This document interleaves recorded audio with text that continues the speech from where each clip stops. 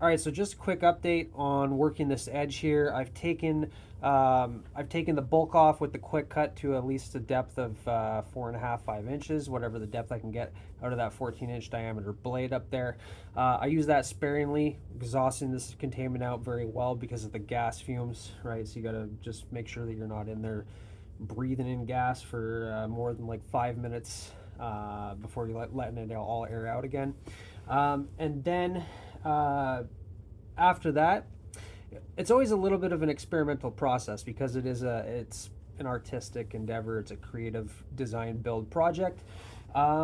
Sometimes you might think in your head, well, this is exactly how I'm going to do it, but if that doesn't work, this can happen, and then you end up doing something that you didn't really foresee.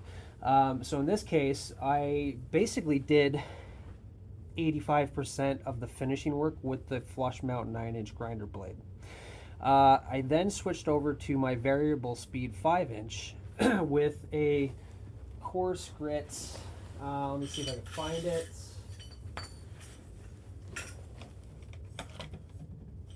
Well, apparently, there it is.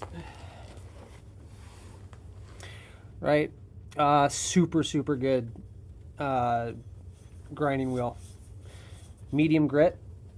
They're a little bit on the pricey side, but you don't really want to be working curves with it so much. It's okay if you're doing nice, like, if you're doing chamfers, right? As long as you're not trying to, like, bend the grinder to grind the stone, just take off flat section, right? Just like chamfers, like how you'd cut a sphere out of stone. You just take off angle and angle. Like, the more corners you have, eventually the less noticeable they are, and then you have a round surface, right? So the same principle working with a grinder, especially on hard stone with expensive equipment and consumables, right? You want to take good care of those. It ended up being that these cheap, well, not so cheap, but just a standard cutting diamond blade, right? But it is a flush mount, and it has a pretty nice segment width here, so that you can actually grind surfaces pretty nicely with this.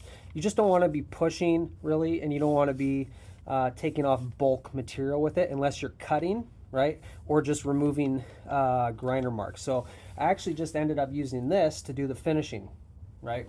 And that's going to get out, like, I could bend the grinder a little bit to cut a concave surface, grind it out, which is what I'm doing here. I've drawn out on the stone, taking a tour of the stone and observing the angles and the natural formation. I decided to so it doesn't look like this edge is just, you know, cut by hand and obviously it's been sawn. Look at all the saw marks and scuff marks, and why is it such a weird it looks different than the rest of the stone. I don't want that, right? That's what I'm trying to avoid. So I basically did an assessment of the stone, and then I took this 4-foot section of edge here and I divided it into about 5 or 6 planes. So each plane has a bit of a different angle or a twist in it. And then I'm basically just going to finish those 6 surfaces kind of in themselves. And then where the corners meet, I'm basically just going to roughly grind out the corners, just kind of make it flow nicely into from plane to plane. So this divot here really is 2 planes in one. Like, I could treat this plane like one, and then I could treat this like one, and then I just work out the center, right? But that's kind of just its own segment there that I drew out, that I focused on, and then this is its own thing, that's its own thing. So I can finish this whole process with the 5-inch flush mount. And then all I got to do is, I just got these today. Right, I was talking about having destroyed my backer pad, so I ordered some 4-inch backer pads with a 5/8 arbor, so it can attach on to the post. Actually, here I'll show you. So super easy to get flush mounts off, right? And then I've actually got a piece of the mounting kit there that comes for the arbor post with the grinder. Normally on a standard angle grinder, you don't need that when you're attaching flush mounts, but with the variable speed, it has a taller post, so it actually could protrude past the surface of the blade, right? So I just use that there as kind of a washer to get some more leverage. Anyways, so the backer pads just go on straight like that, and then I could use any of my standard kit here for diamond polishing pads, right? Supposedly this is 4-inch. Now, I ordered 4-inch because I pre-measured all my diamond pads because I can never remember exactly what I order because it's too much technical jargon. So look at this. That's exactly 4 inches, the wet dry polishing pad. Okay, my other kit here for wet polishing, 3 3/4. So what do? I go and I look for a 4-inch backer pad, right?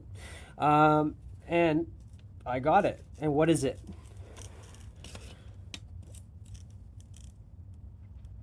3 5/8. That's apparently when you get stuff made in China, the conversions don't line up. And I've experienced this in working some Chinese stone that was brought over because it was cheaper to import granite from China than it was to quarry it in a local quarry and use it. Go figure. And the order came through, and all of the measurements were off.